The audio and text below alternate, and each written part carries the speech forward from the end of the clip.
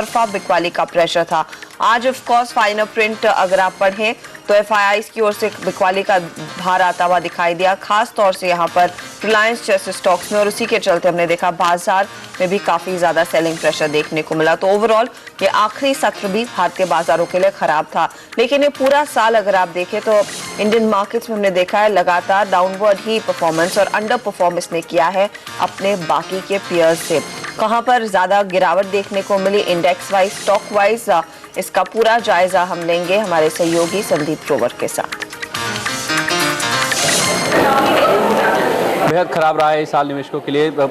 सभी जगह निवेशकों को निराशा ही हाथ लगी। अगर मैं इंडेक्स या फिर निफ्टी से शुरुआत करूं तो निफ्टी हमने देखा है पिछले 2 साल से जबकि वो लगातार पॉजिटिव रिटर्न दे रहा था, यानी कि एक अच्छी क्लोजिंग देखने को मिली थी, लेकिन इस साल हमने देखा है कि निफ्टी इस बार निवेशकों को नेगेटिव रिटर्न देके गया है। पूरे साल की अगर हम बात करें तो करीब 25% के आसपास की दोनों ही सेंसेक्स और निफ्टी में हमने जो गिरावट है वो साल दर साल आते हुए देखी है। भले ही वो यूरोप का कर्ज संकट हो, बढ़ती महंगाई हो या ऊंची ब्याज दरें हो, इन सभी फैक्टर्स के चलते हमने देखा है कि बाजार में काफी ज्यादा जो गिरावट है वो बनते हुए हमने देखी है। ब्रॉडर मार्केट्स की अगर हम बात करें तो वो मेजर इंडेक्स से और भी ज्यादा खराब नजर आती है। मिड कैप इंडेक्स की अगर हम बात करें तो 31% से ज्यादा ही गिरावट साल दर साल हमने यहाँ पे मिड कैप इंडेक्स में आती हुई देखी है। जहां तक स्मॉल कैप इंडेक्स की बात है तो वो बेहद ज्यादा खराब नजर आ रही है। 43% के आसपास की गिरावट हमने स्मॉल कैप इंडेक्स में साल दर साल यहाँ पे बनती हुई देखी है। अगर यहाँ पे हम देखें कि कहाँ से ये कंट्रीब्यूशन आया है तो खासतौर पर जैसे मैंने आपको बताया कि ऊंची ब्याज दर एक काफी बड़ा कंसर्न था, तो रेट सेंसिटिव सेक्टर्स पे सबसे ज्यादा मार हमने पड़ती हुई देखी इस साल में। रियल एस्टेट सेक्टर सबसे ज्यादा गिरने वाला सेक्टर था इस साल में, करीब 51% के आसपास की गिरावट हमने रियल एस्टेट सेक्टर में इस साल के दौरान देखी है। इसके अलावा कैपिटल गुड्स, मेटल, ये कुछ ऐसे सेक्टर थे जिसमें 50% की गिरावट पूरे साल में बनती हुई देखी। और बैंकिंग जो कि एक रेट सेंसिटिव स्टॉक सेक्टर है उसमें भी करीब 30% के आसपास की गिरावट पूरे साल में हमने बनते हुए देखी है। लेकिन जो थोड़ी बहुत जो मदद मिली, जो सहारा मिला, वो था एफएमसीजी इंडेक्स में। ये एकमात्र ऐसा इंडेक्स था जो कि पॉजिटिव में बंद होने में कामयाब हुआ। 10% के आसपास की बढ़त हमने एफएमसीजी इंडेक्स में देखी है। लेकिन कुछ ऐसे सेक्टर्स भी थे जो कि बाजार की जो गिरावट आई थी उसके बनस्पत कुछ कम गिरने में कामयाब हुए। इसमें हेल्थ केयर या फार्मा, आईटी, उसके अलावा कंज्यूमर ड्यूरेबल, ये कुछ ऐसे सेक्टर्स थे, 3 मुख्य ऐसे सेक्टर थे जो कि बाजार की गिरावट से कम गिरने में कामयाब हुए। स्टॉक्स की जहां तक बात है तो जैसे मैंने आपको बताया कि एफएमसीजी सबसे ज्यादा लीड करने वाला सेक्टर था जिसने कुछ हद तक राहत दी बाजार को, तो उसमें एचयूएल 32%, आईटीसी करीब 15% की तेजी के साथ इस साल बंद हुआ। इसके अलावा सीमेंट एक ऐसा और पैक था जहां के स्टॉक्स काफी अच्छे प्रदर्शन करते हुए नजर आए। अंबुजा सीमेंट, ग्रासिम और एसीसी, ये कुछ ऐसे चुनिंदा स्टॉक्स थे जिन्होंने 10% के आसपास की रिटर्न इस साल में दर्ज करी। लेकिन जैसे मैंने आपको बताया कि साल में 25% के आसपास की इंडेक्स में हमने गिरावट देखी है, तो उसमें जो मेजर कंट्रीब्यूटर रहे हैं उसमें एडीजी पैक से अगर हम शुरुआत करें तो रिलायंस इंफ्रा सबसे ज्यादा गिरने वाला स्टॉक था। करीब 60% के आसपास की गिरावट हमने रिलायंस इंफ्रा के स्टॉक में आते हुए देखी। इसके अलावा सेल, रिलायंस पावर, रिलायंस कम्युनिकेशन एडीजी पैक से, उसके अलावा हिंडाल्को, ये कुछ ऐसे मुख्य स्टॉक थे जो कि 50% के आसपास की गिरावट इस पूरे साल में दिखाते हुए नजर आए। और यही मुख्य वो ऐसे कंट्रीब्यूटर थे इंडेक्स में, खासतौर पर जो 25% की इस साल में जो गिरावट बनी है।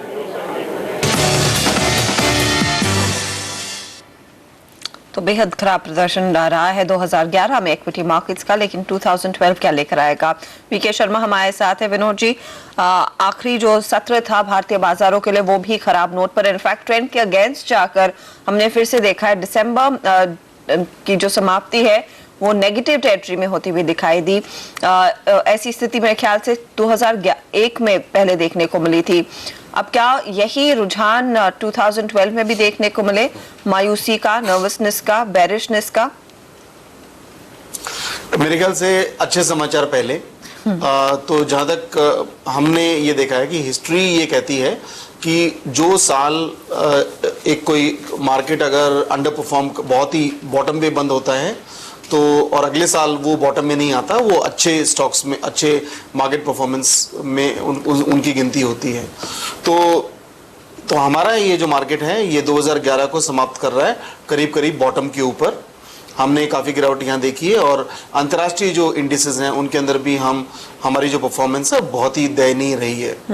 तो अब अच्छी बात यह है कि हम यहाँ पे अच्छा करने वाले हैं 2012 में, इसमें कोई डाउट नहीं है।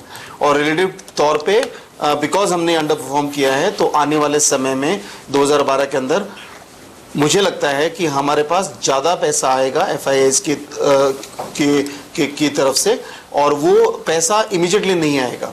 तो उस दृष्टि से मार्केट को बॉटम बनाने के पहले अभी भी और गिरने की आवश्यकता है। तो 2012 हम एक अच्छे नोट के ऊपर बंद करेंगे, इसमें कोई दो राय नहीं है। लेकिन अभी और पैनिक बाकी है, अभी और गिरना बाकी है। अगर आप कह रहे हो और पैनिक बाकी है विनोद जी, वो क्या फैक्टर्स होंगे जो इस बाजार को नीचे खींचेंगे? प्राइमरीली क्या इंटरनेशनल होंगे या फिर यहाँ पर भारतीय इकोनॉमी की जो तस्वीर है, ओवरऑल जो पॉलिटिकल सिचुएशन उभर कर आएगी, उससे बाजार ज्यादा ढह सकता है? देखिए, हमारे यहाँ पे जो सरकार है वो तो एक पॉलिसी पैरालिसिस में रही है, और अब जबकि स्टेट इलेक्शंस अनाउंस हो गए हैं तो अब ये मेरे ख्याल से बाहर निकलने वाले नहीं है मार्च के पहले।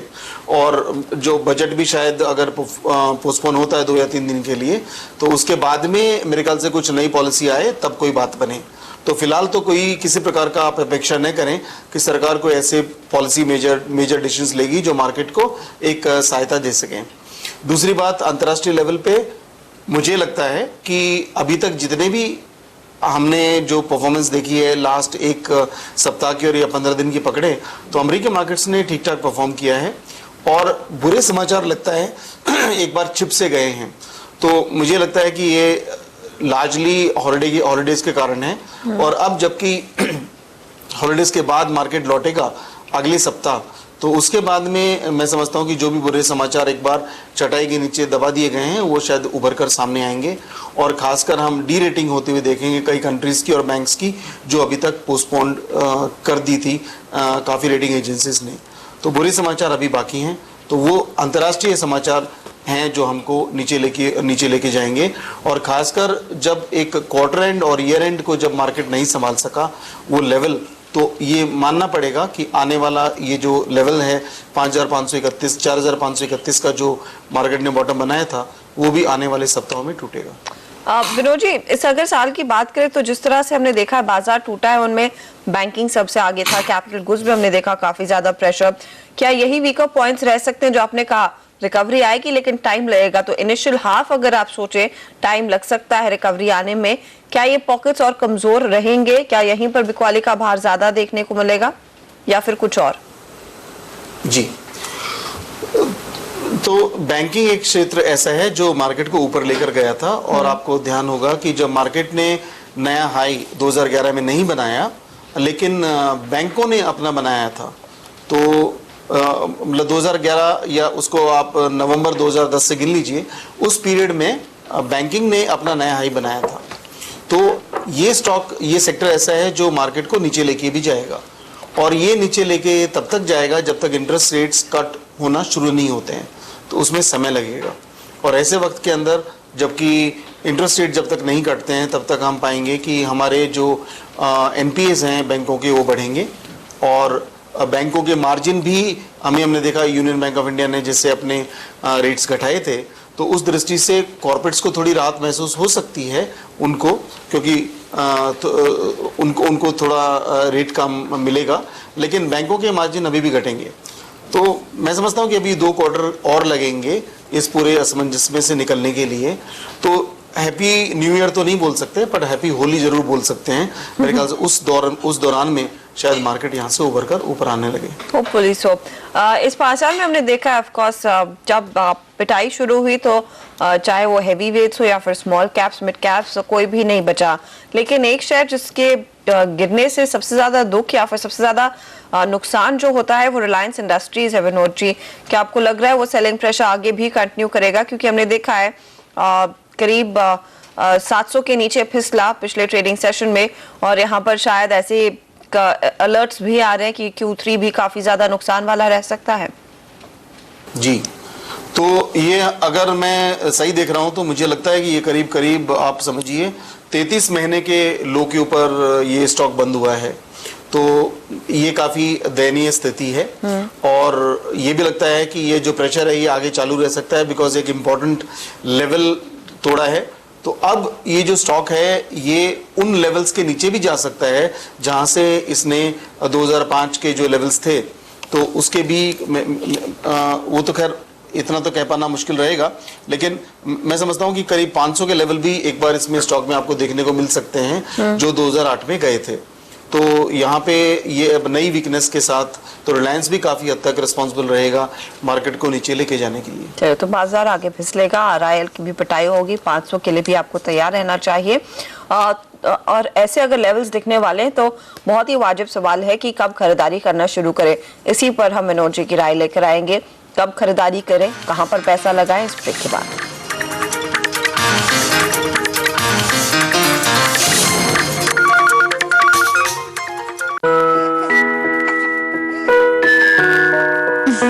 जब बड़ी हो जाओगी तब मिलेगा।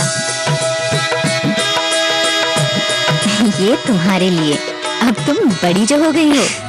रिश्तों को लगे हीरे की उम्र। PC jeweller, jeweller for generations. Speedpost, binding the whole world in one thread. With its fast, secure, economical and reliable delivery system that reaches in India and across the globe. Speedpost from India Post. Discover the joy of communication. The India Healthcare Awards this year saw more than 4,000 entries from across the country. Clearly, it proved a tough task for the eminent jury members to pick winners in the 19 different healthcare categories.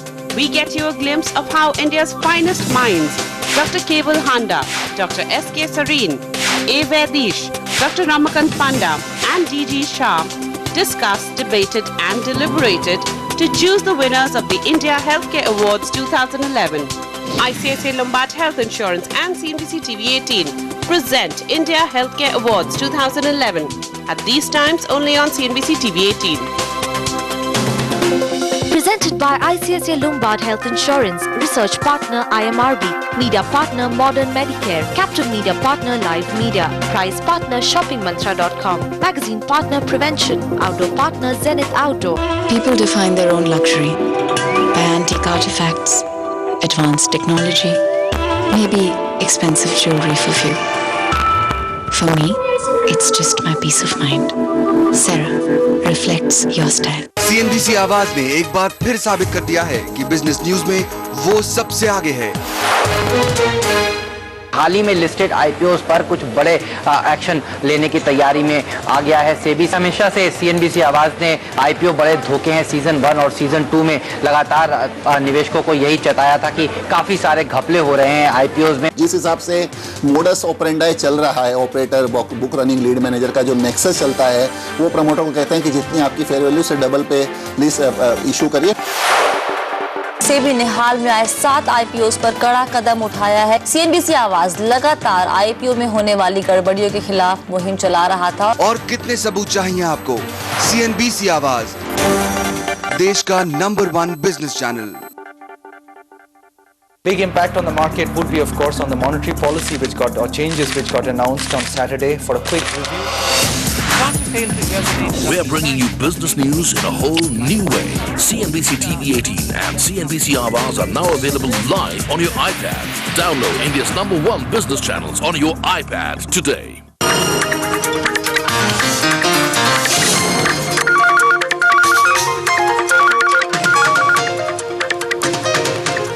आप देख रहे हैं stock talk CNBC आवाज पर।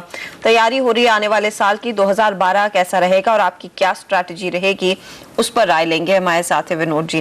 विनोद जी, क्या फिलहाल आपकी strategy रहेगी, क्योंकि आप कह रहे हैं कि आगे कुछ और सेलिंग प्रेशर रह सकता है और फिर होली के आसपास शायद आपको मौके दिखने लगे कि बाउंस आने की तैयारी में बाजार है, तो फिर अब क्या जनवरी से ही खरीदारी धीरे धीरे करके करें, बॉटम फिशिंग करना शुरू करें, या फिर कुछ और टाइम दे?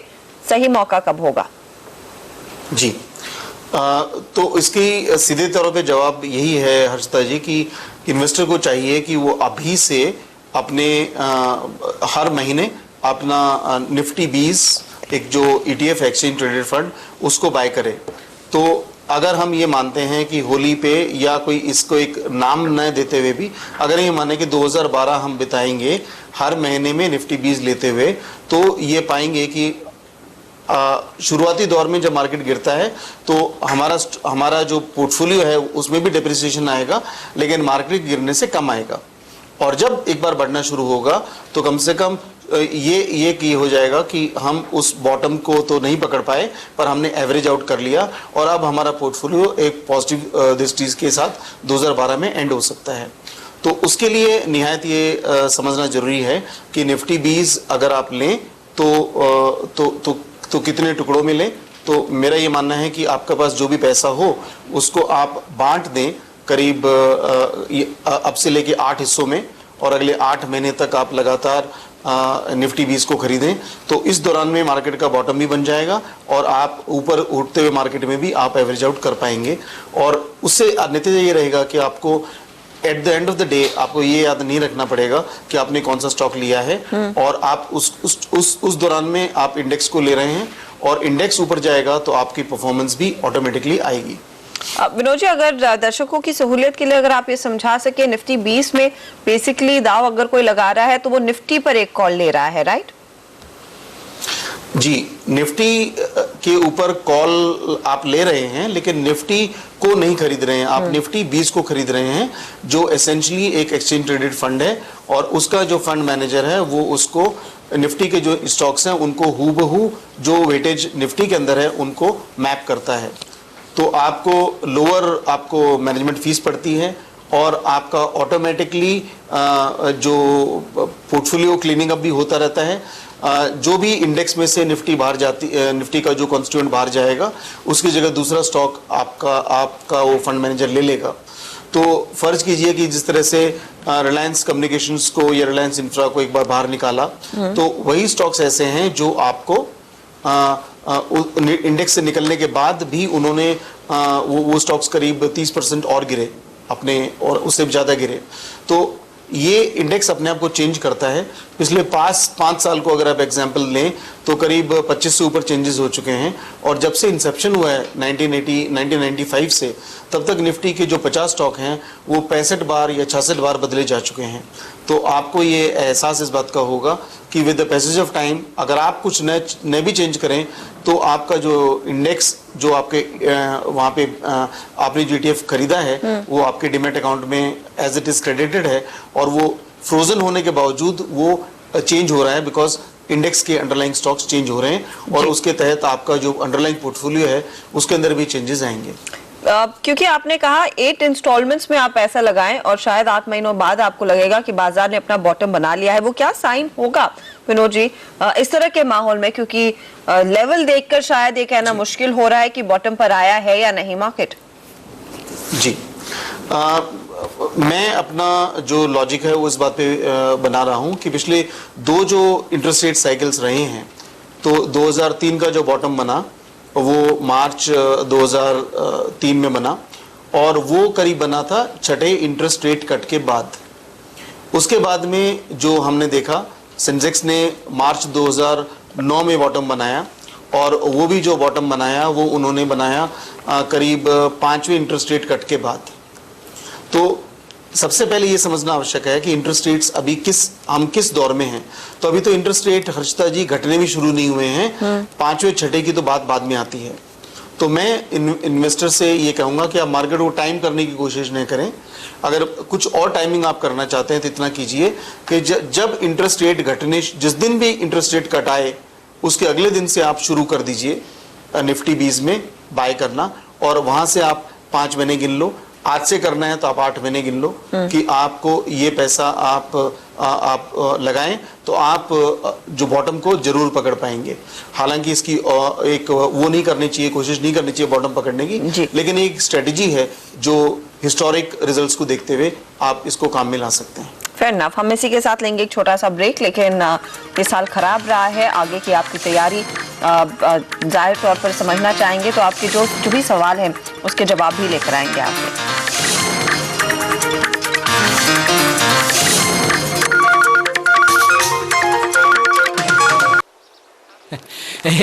चलो दौड़ो, हेल्थ की सोचो। हेल्थ वेल्थ का क्या करूं? इक्विटी, कमोडिटी या रियल एस्टेट, कहां इन्वेस्ट करूं? तुम्हारे हर सवाल का जवाब एक ही, Vinod group. Your trust is our strength.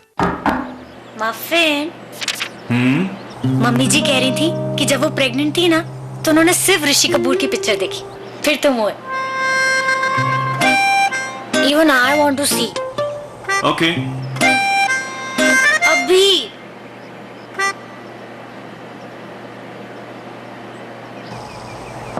Muffin, muffin देखा, इसीलिए टाटा स्काई प्लस HD लाया है मूवीज वीडियो ऑन डिमांड पर, क्योंकि अपनों की मनमानी तो आपको ही निभानी पड़ेगी ना। टाटा स्काई, इसको लगा डाला तो लाइफ चिंगा लाला। खूबसूरती वो है जो झलके, अहाना तराशी मेरी खूबसूरती। World class designer diamond jewellery from Ahana. NSE and CNBC TV 18 present the Investathon 2012 this January in Ahmedabad. To register, SMS INV to 51818. Presented by National Stock Exchange. Cafe partner Cafe Coffee Day. Media partner CNBC आवाज। CNBC आवाज ने एक बार फिर साबित कर दिया है कि बिजनेस न्यूज में वो सबसे आगे है। हाल ही में लिस्टेड आईपीओस पर कुछ बड़े एक्शन लेने की तैयारी में आ गया है सेबी। हमेशा से CNBC आवाज ने आईपीओ बड़े धोखे हैं सीजन 1 और सीजन 2 में लगातार निवेशकों को यही चेताया था कि काफी सारे घपले हो रहे हैं आईपीओस में। जिस हिसाब से मोडस ऑपरेंडाई चल रहा है, operator book running lead manager का जो नेक्सस चलता है, वो प्रमोटर को कहते हैं कि जितनी आपकी फेयर वैल्यू से डबल पे लीज इशू करिए। सेबी ने हाल में आए 7 आईपीओस पर कड़ा कदम उठाया है। CNBC आवाज लगातार आईपीओ में होने वाली गड़बड़ियों के खिलाफ मुहिम चला रहा था। और कितने सबूत चाहिए आपको? CNBC आवाज, देश का number 1 business channel. The future of business news is here. A new service from India's number 1 business channel. Introducing CNBC TV 18 Prime HD. Get unprecedented access to global markets daily, live from New York, London, Singapore and Mumbai. Power-packed with in-depth financial data and actionable insights. In a globally acclaimed 2-window screen, enjoy unmatched perspectives from the leaders in business news, delivered in high definition. CNBC TV 18 Prime HD.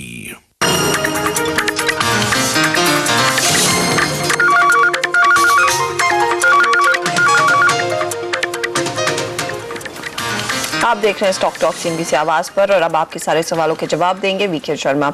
चलते हैं कटक उड़ीसा। चित्ररंजन नाथ हमारे साथ line पर है। नाथ साहब नमस्कार, पूछिए अपना सवाल। मैडम मेरे पास SBI का 10 शेयर है, 2280 रुपए में लिया था, एंड L&T का 5 शेयर है, 1184 रुपए में लिया था। उसका जरा फ्यूचर जानना चाहता हूँ। आप लॉन्ग टर्म निवेशक हैं नाथ जी? हाँ जी मैडम, लॉन्ग टर्म है। ओके, लॉन्ग टर्म के लिहाज से काफी ऊपरी लेवल्स पर निवेश उन्होंने किया है। Vinod ji, state bank of India काफी गवा चुका है इस साल, और साथ ही L&T 2012 क्या प्रदर्शन की उम्मीद करनी चाहिए? ये लॉन्ग टर्म निवेशक हैं जी। लॉन्ग टर्म निवेशक आजकल कम दिखते हैं, लेकिन जब हैं तो बहुत अच्छी बात है। तो मेरी ये सलाह आपके निवेशक को कि जब उनकी अवधि लॉन्ग टर्म है तो वो स्टेट बैंक ऑफ इंडिया के अंदर अभी भी दिक्कत जगह है नीचे जाने के लिए, लेकिन वो इस स्टॉक में अगर गिरता है तो यहाँ पे आप इसमें और पोजीशंस ऐड कर सकते हैं। तो आपको जब तक इंटरेस्ट रेट्स 3-4 बार नहीं घट जाते हैं, तब तक ये कह पाना मुश्किल रहेगा कि मार्केट का बॉटम बनेगा नहीं बनेगा। लेकिन आप स्टेट बैंक ऑफ इंडिया को आप ऐड कर सकते हैं हर महीने, लेकिन उतनी क्वांटिटी ऐड करें जितनी आपके पास अभी है, और जो क्वांटिटी ऐड करनी है उसको अगले 5 महीनों में आप डिवाइड कर दीजिए। तो स्टेट बैंक ऑफ इंडिया उस माहौल के अंदर जब इंटरेस्ट रेट्स घट जाएंगे और दोबारा बढ़ने शुरू होंगे तो उसके अंदर वो अच्छा फायदा उठा पाएगा और आपको रिजल्ट्स अच्छे दे पाएगा। लेकिन फिलहाल अगले कुछ समय के लिए इसमें वीकनेस है, आपको स्टॉक नीचे देखने को मिलेगा। चलिए, दबाव में रहेगा लेकिन डिप्स पर आप खरीदारी भी करते रहिएगा। प्रसन्नजीत डे गुवाहाटी से लाइन पर है। डे साहब पूछिए। प्रसन्नजीत अपना सवाल पूछे। हाँ, मैं पूछना चाहता हूँ, मेरा लैंको का 200 शेयर है, मैंने वरिष्ठ किया 35 में, and I have been holding this stock for last 1 year, तो मुझे क्या करना चाहिए? 37 पर इन्होंने खरीदा। इनफैक्ट लैंको इतने बुरे हाल में रहा है, 85% गवाए हैं लोगों ने यहाँ पे। क्या किया जाए अब? देखिए, जो स्टॉक एक बार अपने ऊपर के लेवल से एक बार 85 या 90% गिर जाता है तो उसकी बाउंस बैक कैपेबिलिटी वहीं पे समाप्त हो जाती है। उसका जो इलास्टिसिटी जो उसके ऊपर है लेके जाती है, वो अक्सर हम देखते हैं काम नहीं करती। तो ये जो कंपनी है ये इंफ्रास्ट्रक्चर बिजनेस में है और उसकी तरफ से अभी जो चीज़ इसको प्रेशर में डाले हुए है वो ये है कि इन्होंने कंपनी ग्रिफिन कोल ऑस्ट्रेलिया में खरीदी थी 2008 में, और उन्होंने एक कंपनी से अनुबंध किया था कि उसको 25 साल तक कोल सप्लाई करेंगे। अब ये कंपनी जो इन्होंने खरीदी थी अब उसको रिलीज कर रही है और उसके लिए संभव नहीं है कि उनको वो कोल सप्लाई कर पाए। तो ऐसे माहौल के अंदर इसके ऊपर लायबिलिटीज और भी अराइज हो सकती हैं, और ये स्टॉक कोई ये कह सकता है कि जब स्टॉक 85% गिर चुका है तो और कितना गिर सकता है। तो जितनी प्राइस है उसके अंदर अभी भी यहाँ से भी आधा हो सकता है, तो वो डर है। पर अगर आपके लिए वो आधा होना यहाँ से महत्वपूर्ण नहीं है तो आप बने रहिए, लेकिन अगर आप समझते हैं कि भाई वहाँ से भी इतना भी आप लॉस फर्दर नहीं चाहते, तो मैं समझता हूँ कि काफ़ी दुखद स्थिति है, लेकिन आपको एक बार लॉस बुक करना पड़ेगा। शुक्रिया विनोद जी। कोई डिस्क्लोजर? जी, जो स्ट्रेटजी हम समझा रहे हैं निफ्टी 20 की, वो अपने दर्शकों के साथ शेयर की है, और ये जो स्ट्रेटजी भी जो हम कह रहे हैं कि इंटरेस्ट रेट्स जब गिरने लगे उस वक्त अपनी बाइंग कर सकें, ऐसा ही हम अपने निवेशकों को समझा रहे हैं। धन्यवाद हमारे लिए समय निकालने के लिए। Wish you a very happy new year Vinod ji, और इसी के साथ स्टॉक टॉक की पूरी टीम की ओर से आप सभी को भी नए साल की ढेरों शुभकामनाएं। नमस्कार।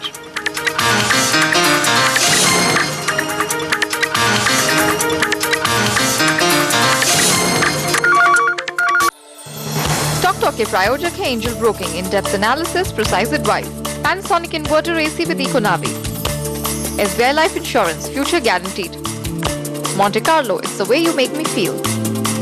ACC Cement, सदा अटूट रहो, और Maestro Debit Card, the smart new way to pay.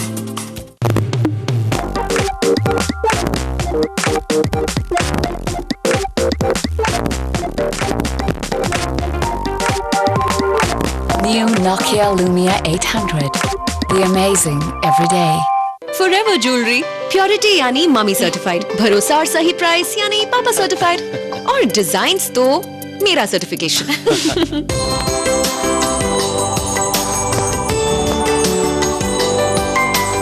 समझो ससुराल का भी सर्टिफिकेशन मिल ही गया। Forever Jewelry. Standard Chartered and CNBC TV18 present the SME Network, empowering your dreams. Powered by Entrepreneur. Coming soon. Presenting sponsor Standard Chartered. Powered by Entrepreneur.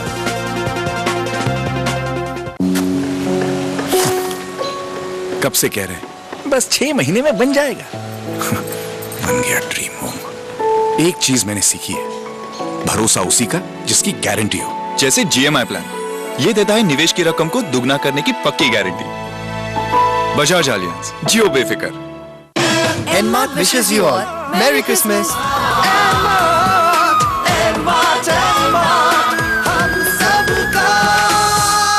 अब शहरों में लिखी जा रही है इंडिया की नई ग्रोथ स्टोरी। देश के नक्शे पर उभर रहे हैं नए महानगर। सड़क, बिजली और पानी की दिक्कतों के बावजूद कैसे बदल गए हैं लोग और पैदा कर रहे हैं नए मौके। Supertech yours for life presents CNBC आवाज फ्यूचर सिटीज ऑफ इंडिया। अब आपके शहर नोएडा में जल्द ही। फ्यूचर सिटीज ऑफ इंडिया, अब कोई शहर छोटा नहीं। Presented by Supertech, yours for life. Hero Cycles presents Network 18 New Delhi at 100. ये है TV18 और आप देख रहे हैं CNBC आवाज। आज का कारोबार के प्रायोजक हैं Snapdeal.com, best deals every day, और aeroplane basmati rice, taste the best.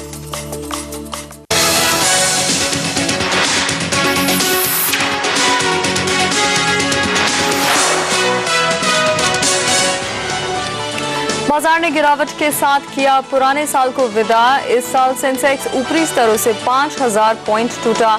Nifty भी 24% गिरा। निवेशकों के 19 लाख करोड़ रुपए डूबे। मार्च तक रेट रुके रहेंगे, उसके बाद RBI इस चीज को देखेगी और उसके बाद जो है रेट पे तय करेगी। पूंजी ब्याज दरों से जल्द मिलेगी राहत। CNBC आवाज से एक्सक्लूसिव बातचीत में SBI चेयरमैन ने कहा, रिजर्व बैंक मार्च के बाद घटा सकता है दरें। लोकपाल बिल नहीं पास होने पर कांग्रेस और बीजेपी के बीच अब नूरा कुश्ती। सरकार ने अब बजट सत्र का दिलासा दिया। फूड सिक्योरिटी कानून आने से पहले राशन कार्ड की जगह लेगा स्मार्ट कार्ड। पीएमओ ने योजना आयोग को स्मार्ट कार्ड जारी करने के सख्त निर्देश दिए। सीएनबीसी आवाज की